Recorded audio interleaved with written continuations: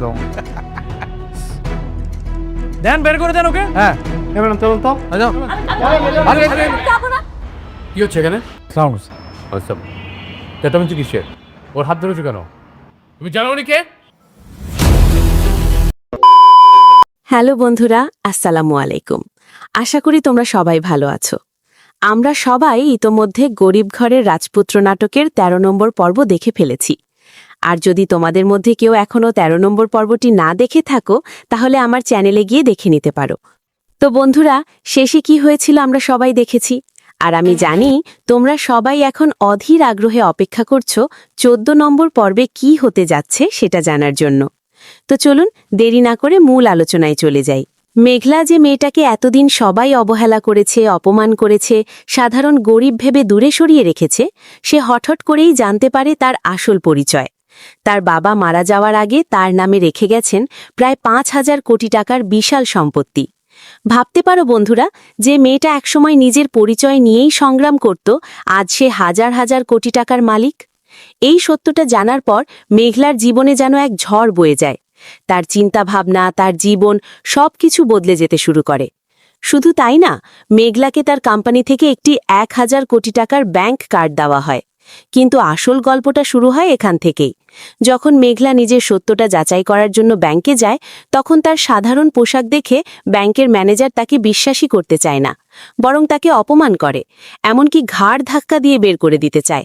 এই দৃশ্যটা ছিল সত্যিই কষ্টের, কারণ আজও সমাজে মানুষকে তার পোশাক আর অবস্থান দেখে বিচার করা হয়। মেঘলা তখন চুপচাপ সব সহ্য করে, কিন্তু তার চোখের ভেতরে তখন অন্য এক আগুন জ্বলছিল। ঠিক তখনই সালেমা গ্রুপের কিছু গুরুত্বপূর্ণ লোক এসে সেখানে উপস্থিত হয়, এবং তারা যখন মেঘলার আসল পরিচয় প্রকাশ করে, তখন মুহূর্তের মধ্যে পুরো পরিস্থিতি বদলে যায়।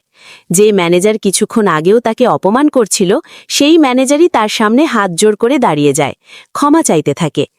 এই দৃশ্যটা যেন একটাই বার্তা দেয়, সময় বদলাতে বেশি সময় লাগে না। এদিকে অন্যদিকে অনিকের পরিবার এবং রাতুলের পরিবার দুজনেই ১০০ কোটি টাকার একটি বিশাল প্রজেক্ট পাওয়ার জন্য মরিয়া হয়ে উঠেছে। তারা নিজেদের মধ্যে প্রতিযোগিতা করছে, কেউ কাউকে ছাড় দিতে রাজি না। কিন্তু তারা কেউই জানে না যে প্রজেক্টের জন্য তারা এত লড়াই করছে, সেই প্রজেক্টের আসল মালিক আর কেউ নয়, মেধলা নিজেই। হ্যাঁ বন্ধুরা, যে মেয়েটাকে তারা এতদিন অপমান করেছে, আজ সেই মেয়েটার হাতেই তাদের ভবিষ্যৎ, তাদের সম্মান, এমনকি তাদের ব্যবসাও নির্ভর করছে। এরপর আমরা দেখি মেঘলা সালেমা বিল্ডার্স অফিসে যায় নিজের পরিচয় যাচাই করার জন্য। কিন্তু সেখানে গিয়েও সে অপমানের শিকার হয়।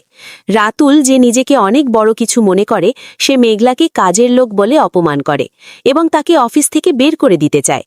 এই মুহূর্তটা ছিল সত্যিই অন্যায় আর রাগ করার মতো। কিন্তু মেঘলা তখনও নিজের পরিচয় প্রকাশ করে না, সে শুধু সবকিছু দেখছিল, বুঝছিল।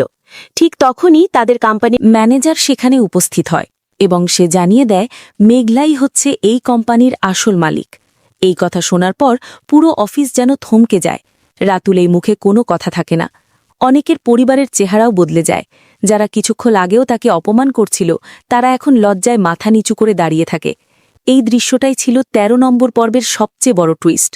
তো বন্ধুরা, ১৩ নম্বর পর্বটি এখানেই শেষ হয়ে গেছে। এখন আসল প্রশ্ন, ১৪ নম্বর পর্বে কি হতে যাচ্ছে? আমার মনে হয় ১৪ নম্বর পর্বে আমরা দেখতে পারি মেঘলা এবার আর চুপ থাকবে না। সে ধীরে ধীরে নিজের ক্ষমতা দেখাতে শুরু করবে। যারা তাকে অপমান করেছে তাদের সবাইকে সে বুঝিয়ে দেবে সে আর আগের সেই দুর্বল মেঘলা নয়। বিশেষ করে অনিক আর রাতুলের পরিবার, তারা এবার বড় ধরনের সমস্যায় পড়তে পারে, কারণ যাকে ছোট ভেবেছিল, আজ তার হাতেই তাদের ভবিষ্যৎ, তাদের সম্মান, এমনকি তাদের ব্যবসাও নির্ভর করছে। আরও একটা বড় টুইস্ট হতে পারে, মেঘলা হয়তো এই প্রজেক্টটা ব্যবহার করে তাদের পরীক্ষা নেবে। সে হয়তো দেখবে কে সত্যি তার পাশে আছে আর কে শুধু তার টাকার জন্য কাছে আসছে। এমনকি আমরা এটাও দেখতে পারি, মেঘলা হয়তো তার অতীতের সব অপমানের প্রতিশোধ নিতে শুরু করবে। কিন্তু সে কি সত্যিই প্রতিশোধ নেবে, নাকি সবাইকে ক্ষমা করে নতুনভাবে জীবন শুরু করবে? এই প্রশ্নগুলোর উত্তর আমরা পাব ১৪ নম্বর পর্বে। তো বন্ধুরা, ১৪ নম্বর পর্বটি হতে যাচ্ছে একদম টানটান উত্তেজনাপূর্ণ এবং চমকে ভরা। আপনারা যদি আমাদের পুরনো সাবস্ক্রাইবার হয়ে থাকেন, তাহলে তো জানেনই আমরা সবার আগে নতুন এপিসোডগুলো আপলোড করে থাকি। আর যারা এখনও সাবস্ক্রাইব করেননি, অবশ্যই চ্যানেলটি সাবস্ক্রাইব করে দিন। আর কমেন্টে জানাবেন আপনারা ১৪ নম্বর পর্বে কি দেখতে চান। মেঘলা কি প্রতিশোধ নেবে, নাকি সবাইকে ক্ষমা করে দেবে? আপনার মতামত জানাতে ভুলবেন না। যত বেশি কমেন্ট করবেন আমরা তত দ্রুত নতুন এপিসোড নিয়ে আসার চেষ্টা করব। তো বন্ধুরা, 14 নম্বর পর্বটি খুব শিগগিরই আসছে, সম্ভবত শনিবার দুপুর 12টায়। তাই ভিডিওটি ভালো লাগলে একটি লাইক দিন এবং আমাদের চ্যানেলের সাথে থাকুন। 13তম পর্বের পর আমরা এমন কিছু ইঙ্গিত পেয়েছি যেটা বলছে 14তম পর্বে এমন কিছু ঘটতে যাচ্ছে যেটা পুরো গল্পকে আবার নতুন করে লিখে দিতে পারে। তো বন্ধুরা, আজকের এই ভিডিওতে আমরা জানব 13তম পর্বে আসলে কি ঘটেছে আর 14তম পর্বে কি হতে পারে এমন কিছু সম্ভাবনা যেগুলো শুনলে তোমরাও অবাক হয়ে যাবে। চলুন একদম শুরু থেকে শুরু করি। 13তম পর্বে আমরা যে মেঘলাকে দেখেছি সে কিন্তু আগের সেই মেঘলা না। সে এখন জানে সে কে, সে জানে তার আসল পরিচয় কি। কিন্তু প্রশ্ন হচ্ছে, এই সত্য জানার পর সে কি করবে? তার ভেতরে এখনও জমে আছে পুরনো কষ্ট, অপমান, অবহেলা, আর সেই অনুভূতিগুলোই তাকে ধীরে ধীরে বদলে দিচ্ছে। মেঘলা এখন আর শুধু নিজের জন্য ভাবছে না, সে ভাবছে যারা তাকে ছোট করেছে, যারা তাকে অপমান করেছে তাদের জবাব কিভাবে দেওয়া যায়। অন্যদিকে অনিকের অবস্থাটা এখন সবচেয়ে বিপজ্জনক। সে বুঝতে পারছে যে মেঘলাকে সে অবহেলা করেছিল, সেই মেঘলাই এখন তার জীবনের সবচেয়ে বড় সত্য হয়ে দাঁড়িয়েছে। কিন্তু সে কি সময় থাকতে সব ঠিক করতে পারবে, নাকি অনেক দেরি হয়ে গেছে? এদিকে বৃষ্টি, সে এখনও পুরো সত্যটা জানে না। তার মনে সন্দেহ আছে, দ্বিধা আছে, কিন্তু সে এখনও বুঝতে পারছে না কার উপর বিশ্বাস করা উচিত। এবং এই ভুল বোঝাবুঝি হয়তো সামনে আরও বড় সমস্যা সৃষ্টি করবে। আর স্ক্রিপ্টের সবচেয়ে বড় চমক হলো সেই রহস্যময় মানুষ এবং মেঘলার বাবার চিঠি।